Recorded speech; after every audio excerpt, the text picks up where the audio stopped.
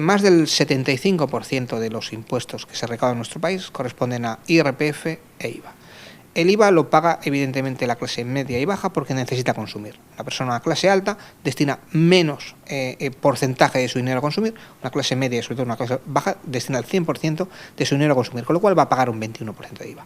El IRPF grava claramente más a las rentas medias y sobre todo a las rentas del trabajo. Más del 95% de la recaudación del IRPF son rentas del trabajo. Con lo cual tenemos que tener claro que la clase media es la que está sosteniendo los ingresos tributarios de las administraciones públicas. Y esto es una realidad. Y además, si ya hablamos de elusión o evasión fiscal, las clases altas son los que evidentemente tienen los mecanismos o la capacidad intelectual por medio de sus abogados para no pagar los impuestos que les tocarían de pagar. Para poder defraudar. Vamos a ver, o sea, al final estamos llegando a la conclusión de que en este país, un país donde desgraciadamente la clase baja no paga porque cada vez hay más clase desahuciada que no pueden pagar impuestos porque no pueden pagar impuestos. La clase alta no paga impuestos porque los defrauda, y vamos a decirlo abiertamente, y la clase media es la que está soportando absolutamente todo.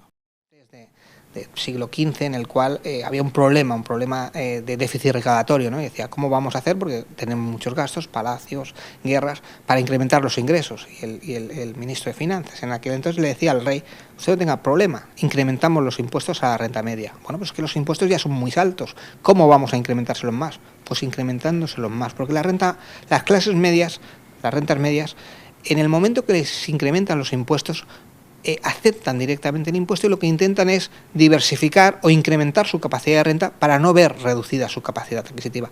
La clase media tiene una capacidad asombrosa de aguantar impuestos. O sea, tú le subes porcentualmente y ellos lo que hacen es trabajar más para mantener su capacidad económica. Con lo cual, claro, el gran granero de los impuestos es las clases medias. Al final vamos a ir donde usted ha dicho, o sea, a una pirámide en la cual las clases bajas no pagan impuestos porque evidentemente no pueden pagar impuestos directos porque no tienen renta, y las clases altas no van a pagar impuestos porque tienen mecanismos para no pagarlos. Con lo cual el peso de los impuestos, porque al final los servicios públicos alguien los va a tener que pagar, va a ir, de hecho está yendo o recae directamente en las clases medias, pero es una realidad de los sistemas tributarios de todos los países de nuestro entorno, no solo el nuestro.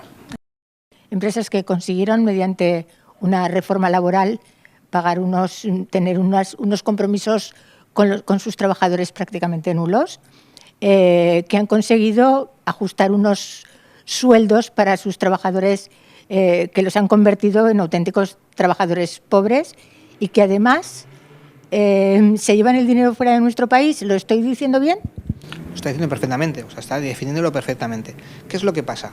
Tenemos esa percepción, aquí es lo que yo llamo percepciones erróneas de que si no cuidamos a la empresa multinacional, esto era hace 30 años, la empresa se irá fuera, con lo cual no estará radicada en nuestro país y perderemos los puestos de trabajo, con lo cual le facilitamos pues eso, una reforma laboral, unos beneficios más acordes. Es totalmente error. O sea, el error es el siguiente, o sea, lo que le decía antes, perderemos este tipo de empresas o no se radicarán aquí cuando dejamos de ser mercado. Estas empresas están aquí y les sería igual pagar un 15% de sociedades que un 40%, porque si usted gana dinero les es igual pagar un 15% que un 40%. Cuando se irán es cuando no ganen dinero, y no ganan dinero cuando no seamos mercado, cuando haya otros países emergentes que sean mejores mercados que nosotros y pasemos de ser un país desarrollado y rico a ser un país pues como estamos ahora mismo, con un nivel de endeudamiento muy alto, con un nivel de desempleo muy alto, con unos niveles de corrupción. Nos acercamos más a estándares países latinoamericanos que estándares de países nórdicos europeos. Pues la corrupción está servida en bandeja de plata, ¿no? Bueno, la corrupción está servida en bandeja de plata siempre que lo único que podemos hacer los ciudadanos, que es votar, votemos con bandeja de plata o permitamos la corrupción en los partidos políticos. Yo creo que el ciudadano lo único que puede hacer es castigar o no castigar con su voto. O sea, el ciudadano tiene que pedir que no hayan casos de corrupción y que no haya fraude fiscal, y aquellos partidos políticos donde sí haya casos de corrupción y sí haya o se permita el fraude fiscal, pues castigarlos con su voto. Es lo que hay que hacer. O sea, nosotros tenemos que ser conscientes que nuestra única decisión es el voto. Si nuestro voto es equivocado, las políticas que se llevarán a cabo serán equivocadas. Está claro. Y también creo que los partidos políticos, que evidentemente su primer objetivo, además del servicio público, es volver a ganar las elecciones, tendrán que tomar nota de que la sociedad reclama. De hecho, la segunda mayor percepción o problema que de la sociedad después del desempleo era la corrupción y el fraude fiscal, con lo cual los partidos políticos de alguna manera deberían decir, ostras, la sociedad es sensible al fraude y a la corrupción, vamos a establecer mecanismos. De hecho, las voluntades parece que van por ese sentido, ya veremos el recorrido, para que no haya corrupción y no haya fraude fiscal. Yo creo que es un trabajo político y una observación ciudadana, con lo cual cuando se dé esa simbiosis entre ciudadanía y política, pues deberían, porque lo que no se puede hacer es decir, bueno, pues como esto siempre va a ser igual, vamos a permitir la corrupción y vamos a permitir el fraude fiscal, porque siempre los ricos van a tener más y los políticos van a ser corruptos. Ese es el error de la anestesia del ciudadano, es decir, como todo pasa, pues ya lo mantenemos, ¿no? El ciudadano tiene que quejarse y además tiene que hacer bueno, que se dé cuenta realmente el político que el ciudadano se ha dado cuenta y que tiene unas inquietudes que debe, de alguna manera, si quiere seguir gobernando, satisfacer.